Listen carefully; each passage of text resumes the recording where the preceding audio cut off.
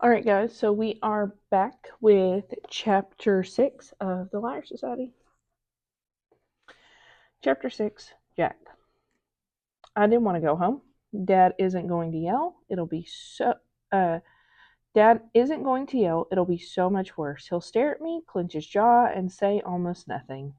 His anger is a sticky web, an invisible trap that stretches far. I can already feel myself starting to shrink as Prez and I trudge through campus across the lower soccer field and down the short path through the woods that cuts directly to our houses. When we get back to my back gate, there's a boulder-sized ball of thread in my stomach. I look at Prez. Keep your mouth. I pause. Keep your whole face shut. He puts his fist out. I let him hang there for a few seconds. I'm serious, dude, I say. I know. I won't tell. I swear, he says back. Long vowels and no letter R. I bump his fist. As soon as Prez heads home, my stomach starts to churn. I stall and I pick up the second to last rock to the right of the gate because I'm not ready to face Dad. Slow Win is carved on the bottom. It's an anagram for an important name in our family. Every door has a secret password. There are a lot of houses and a lot of doors, so just in case we forget a code, the anagram is a reminder. I think my dad should change the codes to a pin, but the rocks with their hidden words are a hunt tradition, and we won't break with tradition.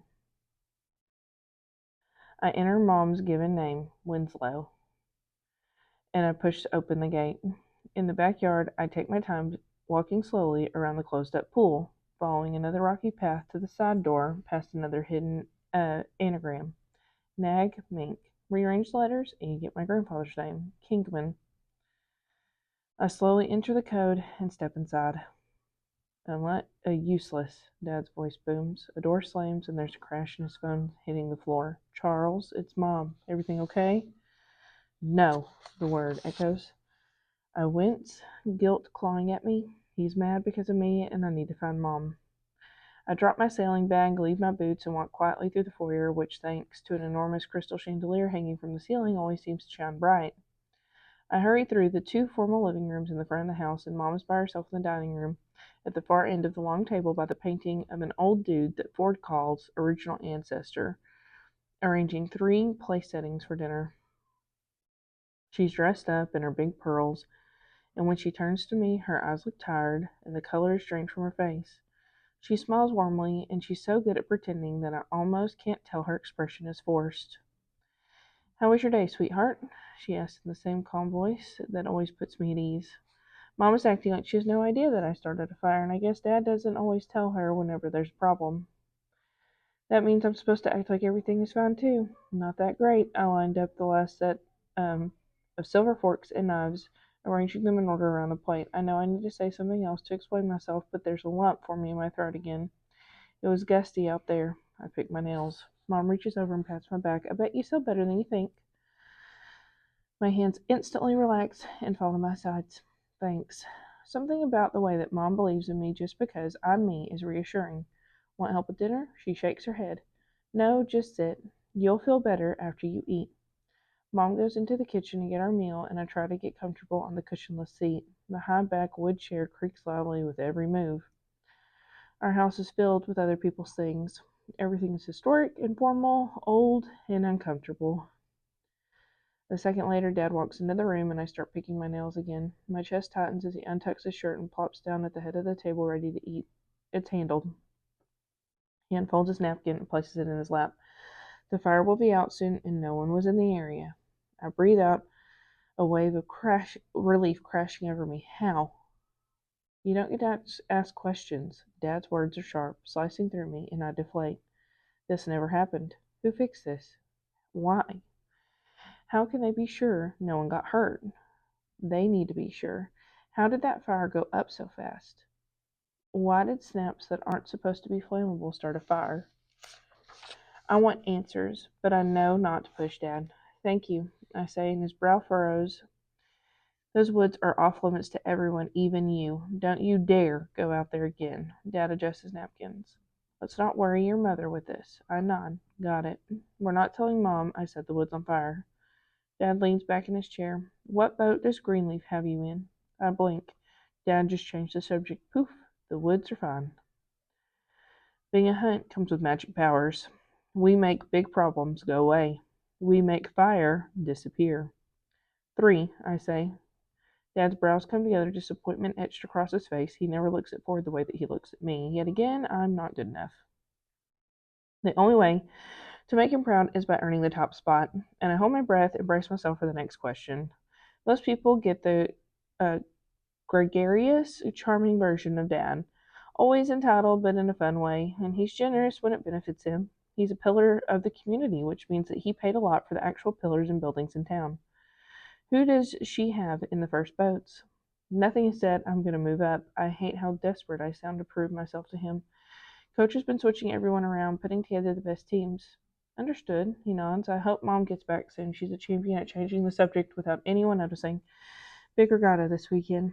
I sit up a little taller. We'll be ready. That's good, Jack. Dad booms again. Legacy doesn't matter if we don't carry it into the future. I wish Dad would talk to me like I'm his son, a son he could be proud of, and not just his legacy. Although I realize that after what I did today, that might be too much to ask. I know that I came in first place in almost every drill and practice. Our team is strong, I say, anger sparking in my chest, my face and neck heat up. Except for Weatherby. She fell into the lake, and she didn't even make it past warm-up. She's a dud. He needs to know that I'm better than her. Dad doesn't respond. Mom walks back into the dining room holding 2 platters of salad, chicken, potatoes, and corn, and I help her with the bigger tray, placing the food carefully on the trivet in front of Dad. He turns to Mom.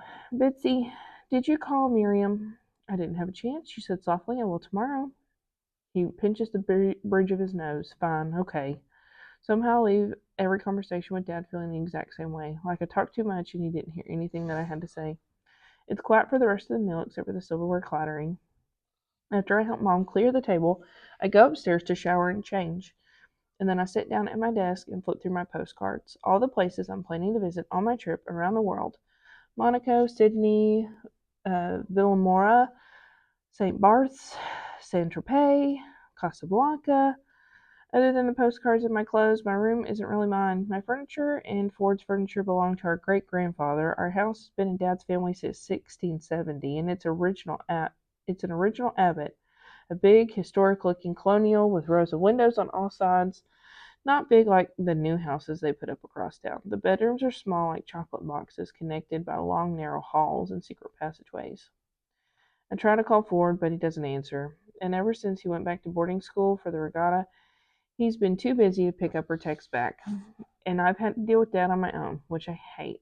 Ford is the only person I can trust with everything. And I wander down the hall to Ford's room, and I sit at his desk, which is the same as mine. I reach out and press on the secret lever, which just above the top drawer, and a hidden compartment in the middle slides into my lap. There are 2 metal pieces sticking up that are fastened shut with my old puzzle lock. Ford took mine last year when his went missing. I turn the 5 small rings with letters on all sides until I spell the name Adams, and the gold clasp releases. Ford doesn't know that I sneak into his room and study his drawings almost every night, but he told me where he keeps his maps of Hardal, and the secret society bunkers, along with his society key that's basically the older brother equivalent of giving me permission to look whenever I want. I start with the map of Hard Isle. Ford is a talented artist, and I like seeing the island through his eyes. And there are 2 sides, the Hunt side and the Boston side. I go to the Hunt side every summer with my family, and we stay at the Kingman Cottage, which is more like a castle overlooking the forest. Ford and I spend the whole vacation searching for hidden beaches and new hiking trails. Our half is completely private and completely unreal.